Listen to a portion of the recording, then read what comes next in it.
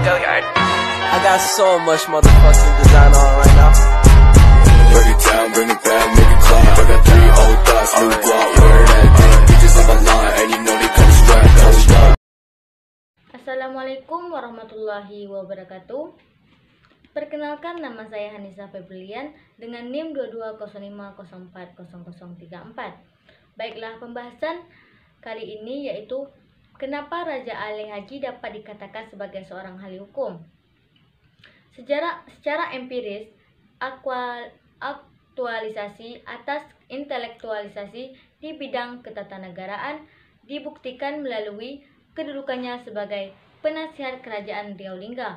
Bahkan posisinya menjadi suluh bagi dua masa kepemimpinan yang di Pertuan Muda Riau. Perannya menjaga agar Raja Ali marhum Kantor dan Raja Abdullah marhum Mursyid tidak tergelincir pada jurang kekeliruan. Selain itu, ia juga didapuk sebagai penanggung jawab tertinggi untuk masalah hukum kerajaan. Oleh karenanya tidak berlebihan bila menyebut Raja Ali Haji sebagai tokoh multidisiplin ilmu yang menyangkut pula ranah hukum, politik, pemerintahan, dan ketatanegaraan. Senarai pemikiran hukum Raja Ali Haji harus diakui, Raja Ali Haji lebih banyak berbicara pada aspek-aspek doktrinal, nilai, konsep, dan asas-asas hukum.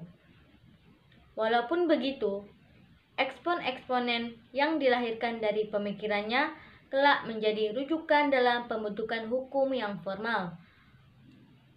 Hal ini terjadi ketika utusan Temenggung Abu Bakar mengunjungi Raja Ali Haji di Pulau Penyengat pada tahun 1868. Kunjungan ini dilakukan untuk menanyakan perihal penting pemerintahan dan hukum seperti boleh tidaknya Temenggung Johor itu menyandang gelar Sultan.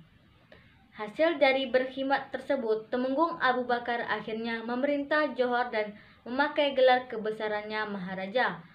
Merujuk pada pemikirannya, Sultan Abu Bakar membuat Undang-Undang Tubuh Kerajaan Johor yang diumumkan pada tahun 1895, dikenal menjadi hukum tertulis pertama di Malaysia. Pandangan Raja Ali Haji soal hukum dapat ditemukan dan digali dari beberapa karya, semisalnya Mukadimah Intizam yang menurut 3 pokok bahasa seperti prinsip, keadilan, dan equality, ketertiban, dan juga kesejahteraan. Ada pula Tamarat Al-Mukhaimah. Buku ini banyak menguraikan tentang pemerintahan, tata kelolanya. Penulis menilai inilah yang komprehensif memuat pemikirannya hukum Raja Ali Haji, contohnya menyangkut good governance, konsep keadilan musyawarah, konsep kedaulatan, serta konsep kerajaan dan peradilan secara luas. Menyoal good governance, sejatinya penulis telah banyak mengulasnya dalam artikel bertajuk The General Principles of Good Governance in the Mind of Raja Ali Haji. Salah satu di antaranya adalah asas ketidakperpihakan. Raja Ali Haji menukilkan jangan dilebihkan orang dalam dengan orang luar pada hukum yang didirikan. Melalui frase ini, ia mewanti-wanti agar raja atau pemimpin tidak berat sebelah dalam bertindak maupun membuat keputusan. Ditaklukkan, kebijakan menguntungkan satu pihak dan merugikan pihak lainnya. Pada akhirnya mengakibatkan kebinasaan bagi negerinya karena keadilan akan terabaikan. Pendapat di atas sangat relevan untuk dijadikan dasar kritik terhadap praktik hari ini. Tidak sedikit pun decision maker yang bersikap diskriminatif, khususnya ketika dihadapkan pada kepentingan politik dan elitis.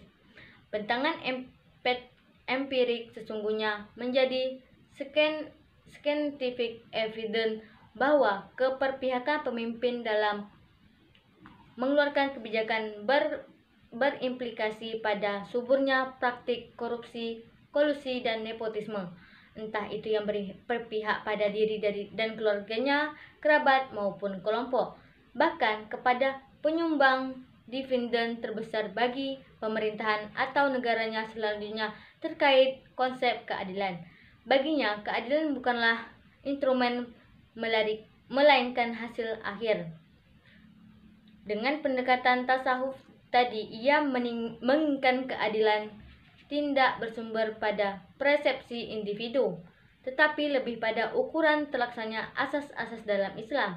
Menurutnya, jika hukum Allah dijaga dan ditegakkan, maka keadilan akan tercapai. Konsep tersebut dilambangkan dalam bentuk negara, badan-badan, hingga perekonomian. Dalam Tamarat dikatakan, keadilan itu diaktualisasikan dalam praktik-praktik penyelenggaraan kerajaan demi tercapainya kesejahteraan rakyatnya.